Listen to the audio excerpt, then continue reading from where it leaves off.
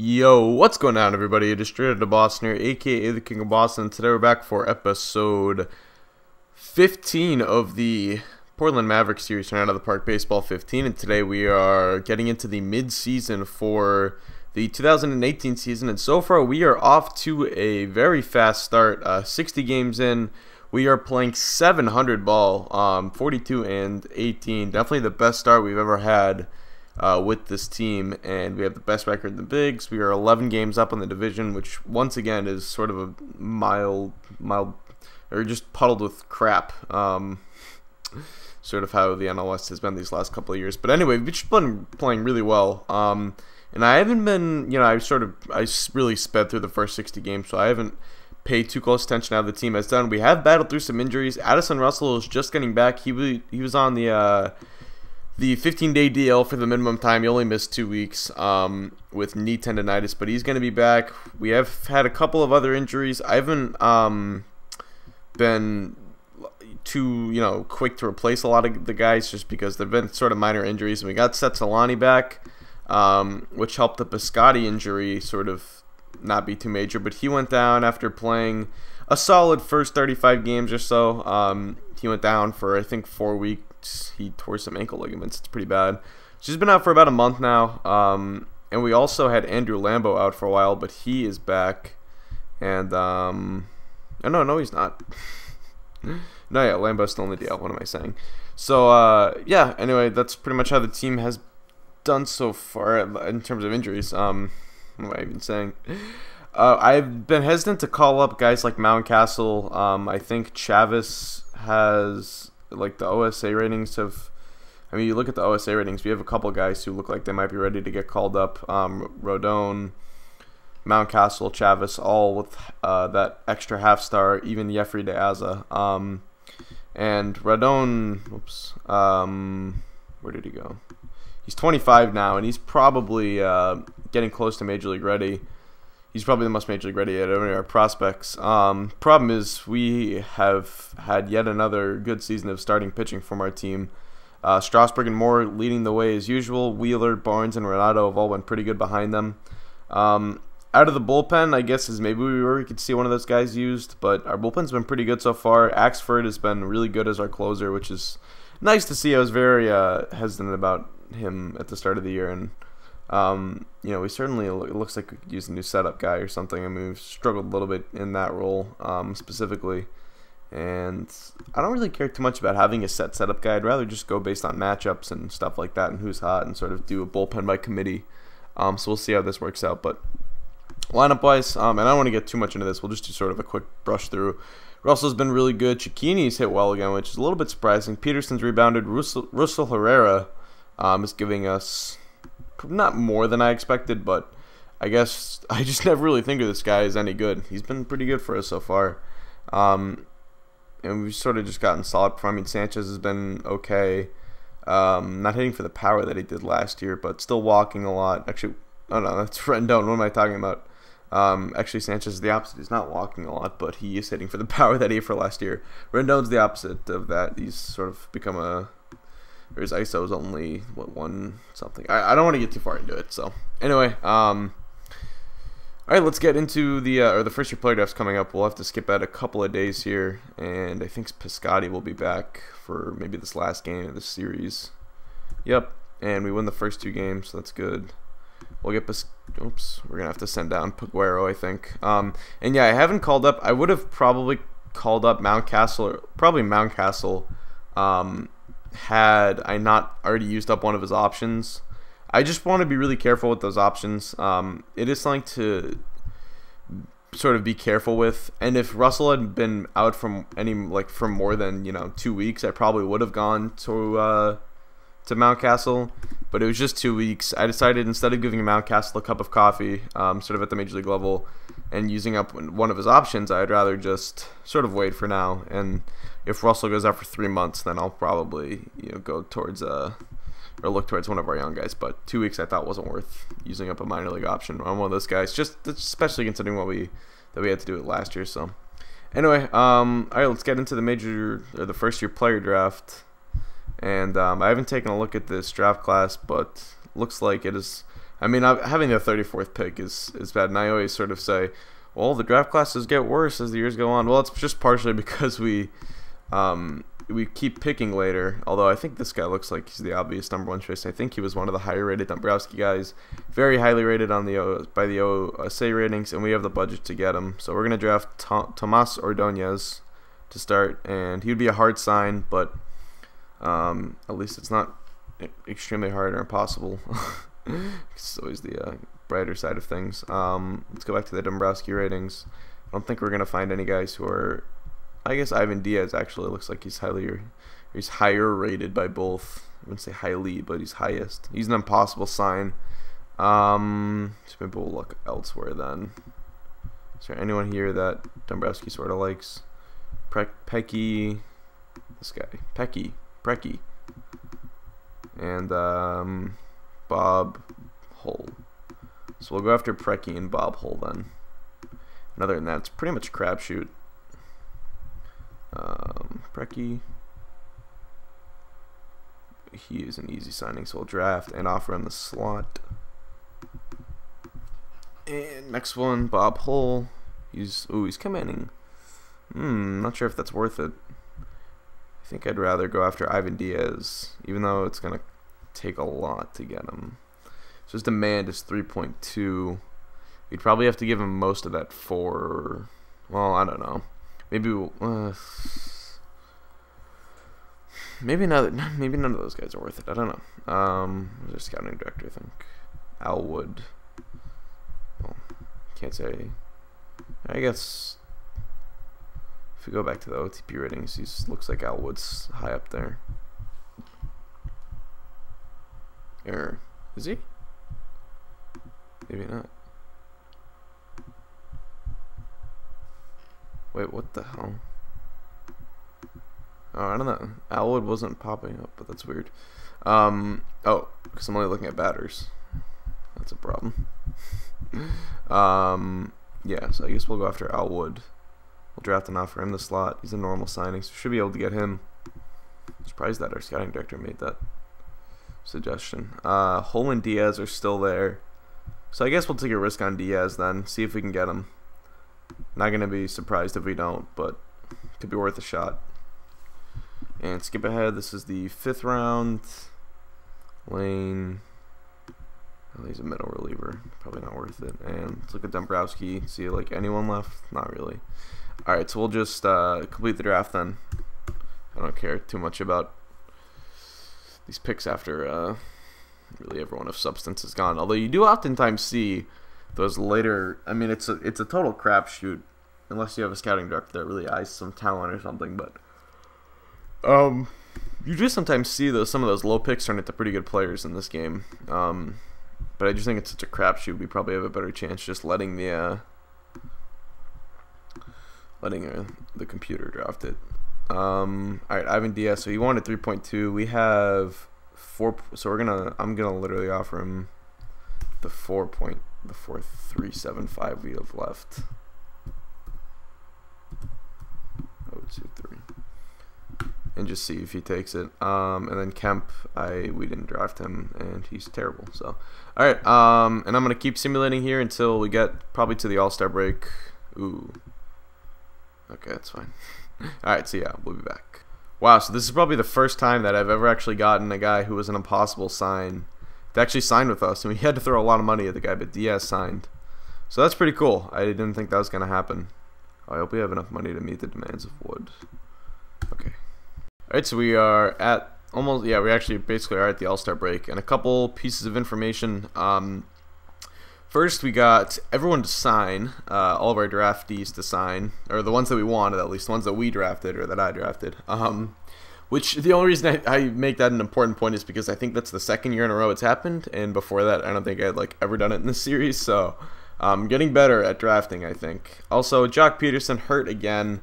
He got hurt about a week ago. He's out for another 3 weeks. He was having a really good season, OPSing 831, hitting righties really well, which is good in our lineup because our lineup is full of righties, so the ability to hit right-handed pitching is pretty important on our team. But yeah, it's recurring back spasms. I think he had a back injury last year, and His injuries are affecting his ratings a little bit, at least in the eyes of the rest of the league. So I don't know. We'll see. We'll see how the Jock Peterson thing sort of plays out. I'm not feeling great about him right now, to say the least. But the team is still playing really well. 54-20. We'll take a look at who makes the All-Star team for us, and then we'll actually skip ahead till July 1st. I don't think we'll have any money to do the international, or to look at any international free agents, but we might as well check it out at least. So in the NL, we got Matt Moore and Steven Strasburg in there, as well as Zach Wheeler and John Axford. So you can tell right off the bat that's really the strength of our team is pitching. But we did also get Russell Herrera. I don't know if it's Russell or Russell, I don't even know. And Anthony Rendon, as well as Addison Russell, despite a missing time, and Jock Peterson. So we had, what's that, 7 All-Stars, I believe? That's 3 pitching, 4 hitting, right? 4 batting. Or we had 4 pitching and 3 batting. So, wow, that's a lot more than I just thought we were going to get our 2 pitchers, and that was it. But I guess I underestimated the year that Axford's having. So that's pretty cool. And Sean Marshall, guy I tried to sign. Wouldn't sign with us. Whatever. Anyway, so yeah, we'll skip out here until, I don't think we're going to have, because I'm pretty sure we went over the budget to sign our guys from last year. Did we end up signing that center fielder too? I know we got the catcher, Daliva, I think, but I don't remember, or Davila, I don't know what his name was, I forget, it was something like that. But I don't think we ended up getting the center fielder that we were targeting as well. Trade proposal, I'm not trading Steven Strasburg, even if it's for Osmer and a bunch of other good players. Jesus, we've won a bunch of games in a row. Axford, hammering for an extension, I don't know. Oh, he only went to 1 year. I mean, we don't have a lot of money for extensions is the problem. We got a lot of money committed to next year's team. God, I wish I could like restructure contracts. Jesus, we're 60-20. This is nuts. We keep winning. We're on an insane win streak. We won 15 games in a row. Oh my goodness, that's the I think that's the longest win streak I've ever had in OOTP. That's insane. And now and the this game, man, it's just like, it does that to you. Oh man, Russell's been having such a good year. His second DL stint. So now I think I'm gonna call it Mountcastle. 5 weeks is enough time. Mountcastle's having a solid year in AAA.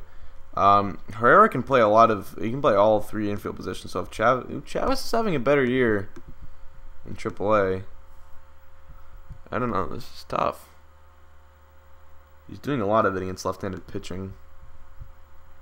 What about Jeffrey D'Aza too? Is another guy we don't really talk about, but he's struggling a lot. He's probably a trade chip for me. Mountcastle, he's not hitting terribly well, but I think he's a little bit more ready. I guess. All right, we're gonna go with Mountcastle. See what he can do for 5 weeks. We're gonna give him the everyday role. We'll bat him 7th, right ahead of Jackie Bradley. And does it make more sense to play him at third base? No, Herrera's become a really good defensive third baseman. Although it probably wouldn't hurt his confidence to be playing a good. Yeah, because I care about. Whoops. What the hell? I just care about the development of the guy a little bit enough that like. I want his defense to be good enough, so because a lot of this game is sort of, if the player is playing well, he will continue to develop correctly, and I mean it's a negligible difference. I'd just rather have our young guy playing better than Herrera, quite frankly. So we'll do that, and international free agents. Yeah, we'll take a look. International amateurs. I'm pretty sure we're not going to have the money to get anyone, and it doesn't look like anyone's really worth getting. Puente, very highly regarded by the rest of the league, but pretty sure we're not going to have the money. Although I'd love to just throw $6 million at him. But yeah, we spent a bunch. So we exceeded the limit last year, so we only have $250,000 this year. But they're good. I mean, this guy's worth $250,000 if he's just gonna go for that. Well, okay, let's target some. Let's go to the Dombrowski ratings. Alright, so no one he really likes for a good value. Look at the rest of the league. So yeah, we'll go after Cisco Vetuela then, and give him. Let's give him 100,000. Actually, I probably should have just offered him the full 250. Yeah, I should have, because there's no one else I really want to go after. Well, maybe Benuelos. We'll offer him 100,000 then as well. Whoops. Offer contract. Alright, we'll see if those guys sign. Alright, so we got Cisco Vetuela and Antonio Benuelos. Alright, so we are at the trade deadline, and we've had a couple pretty big pieces of information. The biggest one being Jock Peterson out 4 to 5 months with post-concussion syndrome, the same thing that made Giancarlo Stanton retire. We have not, 2 years in a row close to deadline, we've been hit with some pretty bad concussions, it looks like. So that's too bad. That pretty much rules out Peterson for the year. We have also lost Anthony Rendon for a little bit of time. He's out for another 2 weeks. He was out for 5 weeks, I believe, total, or he will be out for 5 weeks total by the time he comes back. It will have been 5 weeks after he tore a meniscus. So that means we have actually been able to integrate Chavis and Mountcastle into the big league club this year, and neither have played too well. Mountcastle's been better of late, at least, but both will be going back down most likely in the near future. And we've had to move Mountcastle to second base, which is actually a position he does not play. What am I doing? Actually, yeah, he should be playing shortstop. It's very silly of me to be doing that. Whoops, daisies. Anyway, it's only been, well, actually, it's been like 3 weeks. Yeah, that's pretty silly of me. I don't know why I was doing that, but we're gonna have to find a Jock Peterson replacement, which probably becomes our biggest deadline search piece, whatever you want to call it, right now. Because I wouldn't say, I mean, Lambo's been good. Even just finding a platoon player with him, although I mean he's been good against lefties too, but it's been a small sample size. But I mean he has a track record now of hitting right-handed pitching. So if it's not someone big, you know, I'd love to hold on to a lot of our top prospects like Rodon. I mean, the team's gonna get expensive in the coming years. It's very important to have cheap, you know, minimum salary players like Rodon, Mountcastle, Chavis, etc. So I'd like to keep those guys. I'm not hell-bent on keeping all of them. I certainly wouldn't say any of them are untouchable if it meant getting a really, really good left fielder to replace Peterson. But, you know, we'll see. I guess we'll just see sort of what's out there. I guess we can take a look at how the team is doing. It's pretty much been the same sort of same story. I mean, Barnes and Renato have regressed a little bit, but our top three in the rotation has still been phenomenal. Feliz and, I mean, the bullpen is sort of, it was very up and down before. Now it's back to this sort of mush of sort of decentness along with Axford. In the lineup, I wouldn't say anyone's really drastically changed. Cicchini's regressed a little bit. Piscotty's gotten a little bit better. Other than that, I wouldn't really say anyone's gotten a whole lot better, a whole lot worse than they were doing the 50 games ago. We were at the draft. So anyway, I mean, we're without Rendon or Russell, our offense is going to struggle. They've been two of our best all-around players all year, let alone on offense. And then we lose Peterson too. I mean, it's a really big blow. We got to find someone who can replace some of that production right now. Luckily, we've built up this massive lead in the division. I think it's still pretty big. It's only 7 games now, but if you go to the wild card, the Dodgers are 5 up on the second wildcard team, so we have a 12-game lead over, not over the second, the third wildcard team. We have a 12-game lead over the third wildcard team, so luckily we can afford to sort of coast for a little bit. And finishing 35 games over 500 would mean winning somewhere close to 98 games, I believe, which might not be enough to win the division, quite frankly, the way the Dodgers have been playing and seem to always play. But it's certainly good enough to make the playoffs. Obviously, winning the division is very important, but I think with Strasburg and Moore, I give us a very good chance to win that playoff game, the one-game playoff, if it comes down to that. But we'll see. The division's important, but like I said, we've built up a pretty, a good enough lead that this little rut we've been in hopefully won't kill us, to say the least. But yeah, we're 1-9 our last 10. The Dodgers have made up 7 games in the last 10. They were 17 back a little while ago. Now they were 14 back. Now they're like a little. If we go back to the 15th, we were 13 up on the Dodgers, and now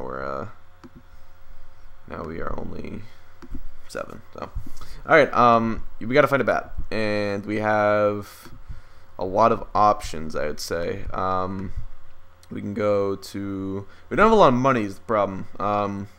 We don't have a huge budget to work with. In fact, we're over budget, so I don't think we have really any expiring money we can throw at a team. Not Piscotty's money. Yeah, I mean, maybe Feliz's money. He's making a couple million. I wouldn't mind giving up him. We could throw that money at someone to even out a $2 million salary, but I mean, we'll see. We'll take a look at the rebuilding teams and see what's out there for outfield bats, and guess just see what we can do. All right, so I've pretty much narrowed down my options to 2 trades here, and I'm going to show them to you right here. The first one is going to be with the, I don't even remember it off the top of my, the Phillies, involving Dylan Cozens, and both these are very similar trades. It's centered around Anthony Ronaldo, who's a very good player.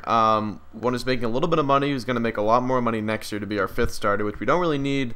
And we have this guy named Carlos Rodon coming up very soon, who is probably going to be a little bit better than Ronaldo. Although, well, Ronaldo's ratings are very good. He's never quite been the pitcher to live up to that, or live up to those ratings or anything like that. And I definitely regard him less than Matt Barnes, who I just think is a better pitcher and is also less service time. He's gonna hit he's a year behind Ronaldo in terms of service time, which helps us out financially. And then Wheeler, I think, is the best of the 3.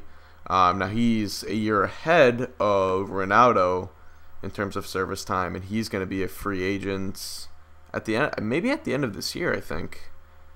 No, I think he's gonna have 1 more year of arbitration. I don't quite remember. But we're trying to win a title this year, and Wheeler's been too good to deal, so we're not going to consider doing that. So that makes the odd man out Anthony Ronaldo. And looking to pick up an outfielder, we have this Phillies trade with Dylan Cozens, a guy who plays right field but can certainly transition to left. I don't think he'd have a problem doing that. Very good player. Doesn't walk a whole lot, but does pretty much everything else and provides some pop from the left side of the plate. Something that we do sort of lack with Jock Peterson gone. But I think the trade I like a little bit more is the one with the Rangers. Now, this is a win-now team that has, I would say, a surplus of outfielders. I mean, they have Zimmer and Leonetti to go along with Shin-Soo Choo, who's maybe not as good as those guys, but he's making a lot of money, and they can't really afford to put him on the bench.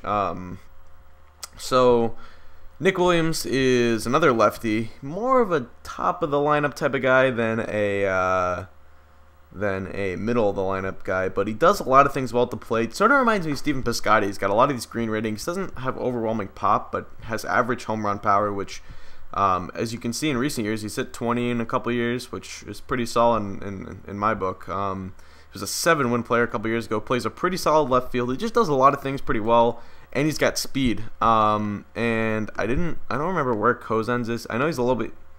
Actually, Williams is younger than Cozens, but I think Cozens has been in the big leagues for, actually they're the same age, and they've had similar service time. So I'm going to go with the Rangers trade. The only thing it costs us is Ruby De La Rosa to go along with Ronaldo, which is fine in my book. De La Rosa's unlikely to ever see the majors with us again. So, all right, we're going to do this deal. Anyone else I want to try and pick up here? I don't think so. Broxton or TM, and there's some decent relievers here, but nothing of substance. So we'll pick up Nick Williams. And it looks like our fan interest has increased a little bit, so we'll put Williams on the active roster, and that leaves us with 24 guys. Yep, and we're going to call up Carlos Rodon, who's had a very good year for the AAA team, and is going to get his first taste of the big leagues now. For the stretch run, he'll likely be off of the or out of the playoff. In fact, he'll definitely be out of the playoff rotation. But he'll get 10 starts here down the stretch to show us what he has, and obviously if he pitches well, he will. I mean, he has a chance to solidify himself in the 2019 rotation, and obviously beyond that. So we'll see what he can do for us. If not, it's not going to kill us. It's just a 5th starter who we're not going to rely on come postseason time. So anyway, that is a pretty good trade for us, I think. So we'll put. I think we're gonna. Well, obviously we're gonna put Williams in left field. Now, Herrera being a switch hitter, I think Herrera could potentially hit third for us. I don't know. I want to hit Williams. Well, here's what I might do, because Cicchini, he still gets on base a lot. He's playing a really good defensive first base too. I'm really glad we got Garen Cicchini out of in this whole mess. I mean, I really didn't think he was going to be anything for us, but I think we'll go Williams, Herrera, maybe William. I guess Williams, Cicchini, then Piscotty. I mean, Piscotty's been really good. Like, Leah's been really good, but I like him in the third spot based on what we have. Eventually, it'll be Williams, Cicchini, probably Rendon or Russell, then Herrera, then Piscotty, and then Sanchez and Bradley, I guess. But I think for now this looks pretty solid. I mean, I don't care too much about it. I mean, if Herrera's gonna hit 285 or whatever, I think that's fine to have and give us doubles power. I think that's fine to have it over our fourth spot. I don't care too much about having the classic sort of 40 home run guy hitting fourth for us, I would say. So I guess we'll do that. Well, we're going to hit Herrera third, actually. And Piscotty fourth. Alright, so hopefully we get Russell and Rendon back quickly, though. Anyway, so I think that's all we're really going to do. We might actually have some money for free agents. I wonder just who's out there. Really, for the bullpen's sake, I think we could use another good reliever.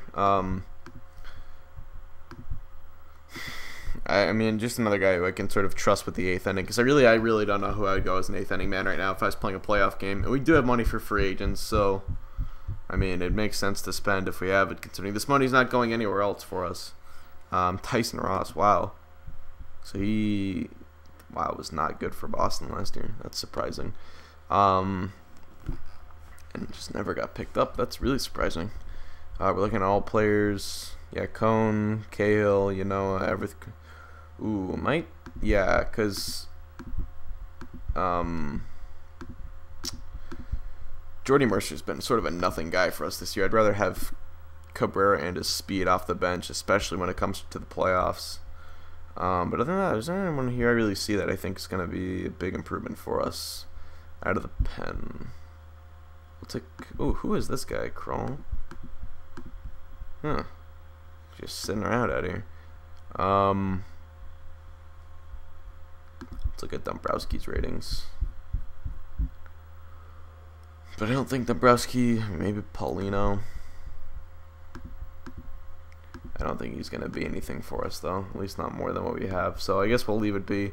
But I think that's the only move we're going to make. Unless we get a good trade-off here in the next couple of days, I think we're going to be all set with what we have. Yeah,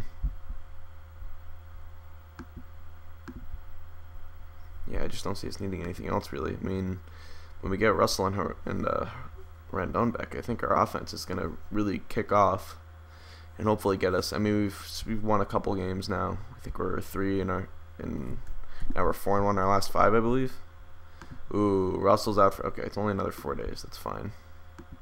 Proposal, Jordy Mercer. Oh yeah, I guess we don't really need Jordy Mercer now. If he can fetch us a reliever, I wouldn't be opposed to it. He's making $1 million, so it gives us a little bit more of a salary kicker. Not kicker, but a little bit more money to work with. But yeah, Mercer's just been a nothing guy for us, and we'll probably DFA him if we don't get any offers here, which I don't think we're gonna get. But yeah, it was worth a shot. Is that Manus? Manus. He's always offered up in these deals. Benuelos, Skull. Yeah, not really anyone that Dombrowski likes. Oramus. Maybe, well, I wish I could see what his stats were as a reliever. So looking at, nah, I don't think. Splits, postseason. Yeah. Alright, well, I guess we will. Well, we might as well, because we're just gonna I mean, it makes sense. It can maybe be something. Who knows? All right, so we'll do that and just keep simulating it through the deadline here. Today's the deadline, so we're gonna go through it. No more moves to make. And hopefully Russell comes back like now. Or in a day or two. Wow, Soler. I thought about going after Soler, but he's making a little too much money. John Alo. I think we passed on him in the draft. Oh, man, he's going to be good. Alright, so that's going to do it. We're back to first in the power rankings, which is nice. I think we were always there. But still, it's just nice. It's still 7 up on Los Angeles.